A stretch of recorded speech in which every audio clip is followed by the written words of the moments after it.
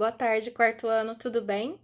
Bom, na aula de matemática de hoje, eu vou explicar para vocês sobre valores aproximados, como a gente pode fazer uma conta de adição ou subtração utilizando valores aproximados. Para isso, a gente vai usar o arredondamento, que foi algo que a gente estudou lá no comecinho do ano, tá? Arredondar para a dezena mais próxima, arredondar para a centena mais próxima. Tudo isso a gente aprendeu lá no comecinho do ano. Antes de eu começar a dar essa explicação para vocês, eu gostaria de retomar um conteúdo que eu dei na sexta-feira, que foi o cálculo da subtração, tá?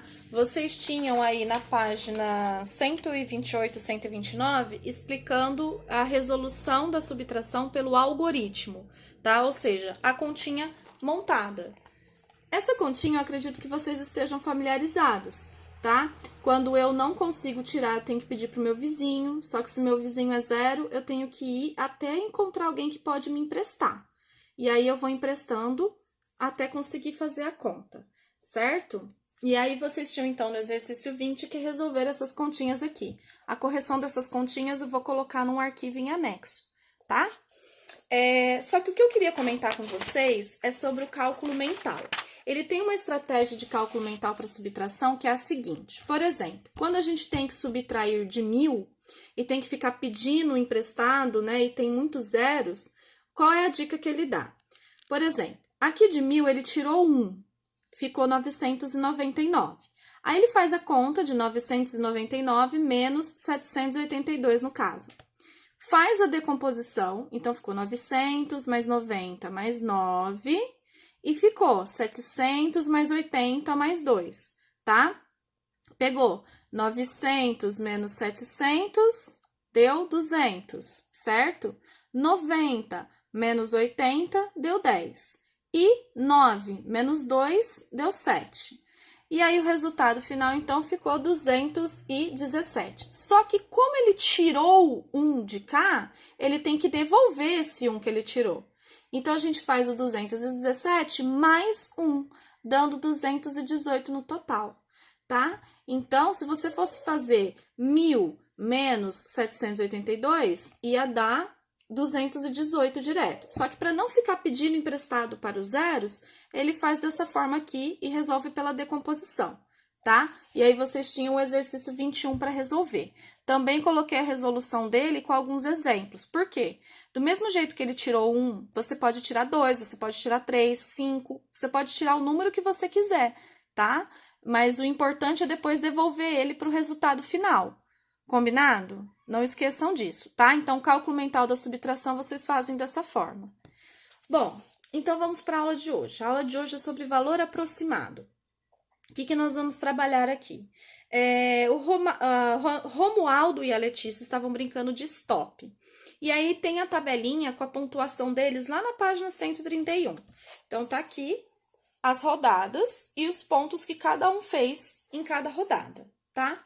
Aí, eles querem saber quem ganhou o jogo. Então, para calcular aqui a pontuação de Romualdo, ó, 190 virou 200, 220 virou 200, 110 virou 100 e 280 virou 300. Mas de onde ele tirou esses números? A gente vai ter que lembrar do arredondamento. Ele arredondou para a centena exata mais próxima. Então, a gente lembra... Desculpa, motos. Então, a gente lembra o seguinte, ó. 190. O 90, 190 tá mais perto de 200 ou de 100? Ele tá mais perto de 200, então a gente arredonda para 200, tá bom? E aí, ele fez, então, para a centena mais próxima. O que vai acontecer aqui na tabela da Letícia? A mesma coisa. Só que o livro trouxe para vocês a possibilidade de, quando for 50, arredondar para baixo.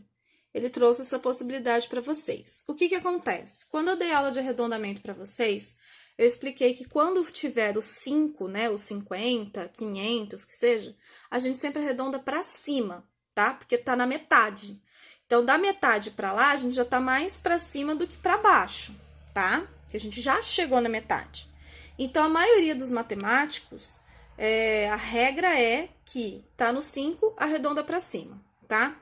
Mas o livro aqui está aceitando que você escolha se você quer arredondar para cima ou para baixo, tá? Então, ele tem toda uma explicação disso aqui na página 133, ok? Ele vai explicar aqui o que ele fez. Por exemplo, o 150, ele arredondou para 100. Quando chegou no 250, ao invés de arredondar para 200, ele arredondou para 300. Então, o 150 ele arredondou para baixo e o 250 ele arredondou para cima. Por quê? No caso dessa conta, ia dar na mesma esses arredondamentos, tá? Então, ele fez dessa forma. Bom, aí tem toda a explicação aqui de como ele raciocinou. Tem a pontuação que vocês têm que completar aqui da Camila e do Romualdo, desculpa. Tá tudo isso no arquivo que tá em anexo aí, tá? De apresentação de PowerPoint. E aí, lá na página 133, a última pergunta é a seguinte. Agora utilize uma calculadora para descobrir exatamente quantos pontos Romualdo e Letícia marcaram e confira se Romualdo realmente venceu. O que acontece? Quando a gente faz cálculo aproximado, quando a gente faz cálculo com estimativas, com arredondamentos, a gente não tem um número exato. Eu já expliquei isso para vocês. Quando a gente faz um arredondamento, é para aproximar o número para minha conta ficar mais fácil. É mais fácil eu contar 200 mais 300 mais 500 do que eu contar 180 mais 220, do que eu contar ele quebrado, tá? Então, quando eu trabalho com valores aproximados, eu vou ter um valor exato que eu não posso descartar. Então, o que ele quer aqui é que vocês somem, ó, a pontuação original de cada um, tá? Vocês podem usar uma calculadora para isso. O livro deu essa abertura. Se não, façam à mão que vocês são capazes, vocês também conseguem. Depois de fazer a pontuação do Romualdo e da Letícia, o livro vai querer saber se o Romualdo venceu mesmo, tá? Depois que vocês descobrirem a conta exata de cada um, ele quer saber se ele realmente vai vencer, tá? E aí vocês vão ter que registrar a conclusão. O que vai acontecer, pessoal? Quando vocês fizerem o cálculo, é lógico que aquele que venceu com o valor aproximado também vai vencer no cálculo exato, tá? O que acontece, na verdade, é que nem sempre o valor aproximado vai ser igual ao valor exato, porque vai depender dos números que eu estou trabalhando, tá? Então, é isso que a gente tem que tomar cuidado. Então, toda vez que a gente for resolver uma conta que a gente está usando um valor aproximado, a gente nunca pode falar assim, o resultado é 500. A gente tem que falar, o resultado é aproximadamente 500, porque pode ser menos que 500 ou pode ser mais que 500, tá? Que é o que vai acontecer nas páginas 134 e 135. A gente tem aqui a atividade da matemática no dia a dia. Aqui, ó, essas páginas, tá? O que ele pede na página 134? Que vocês façam aqui o cálculo mental e descubram quanto que foi gasto aqui pela Raquel, tá? Então, vocês vão fazer o arredondamento. Vocês vão fazer o arredondamento desses números para descobrir quanto que a Raquel gastou. Vocês vão colocar aqui, tá? Aí, aqui do outro lado, a Raquel fala que ela faz a conta dela e ela descobre que ela gastou R$90. Daí a Lorena fala, bom, então você me pagou com R$100, 100 menos 90, eu tenho que te devolver R$10 de troco. E aí só basta completar esses R$10 aqui nessa frase, tá? Na situação B, o que acontece?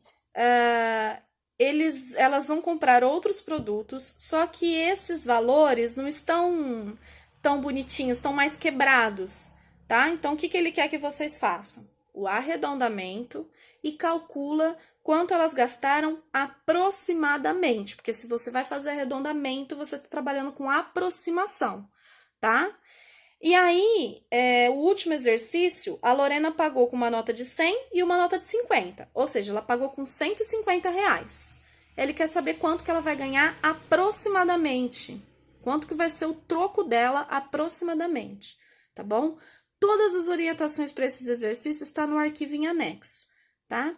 Espero que vocês tenham entendido pelo vídeo. Eu vou tentar começar a gravar vídeos mais de revisão sobre essa matéria, porque a gente está quase finalizando essa unidade, tá bom? Beijos e bons estudos para vocês!